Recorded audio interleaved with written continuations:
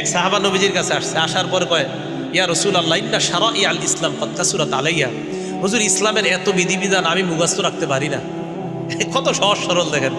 নবীজি কয়, তো কি করবো এখন কও?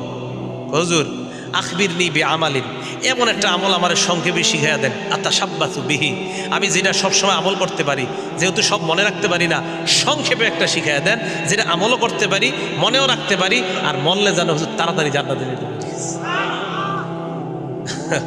নবী সাল্লাল্লাহু আলাইহি সাল্লাম কয়, লা ইয়াজালু লিসানুকা রাতাবাম মিন যিকরিল্লাহ, তোমার এই জিহ্বাটা সর্বদা যেন আল্লাহর জিকিরে তরু তাজা হয়ে যায়।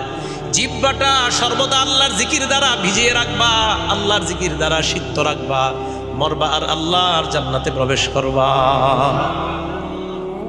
খুব সহজ সরল ছিলেন সাহাবায়ে কেরাম। যা বলতেছিলাম, তবে হুজুর লুঙ্গিটা ছাড়া আমার কিছু নেই। আল্লাহ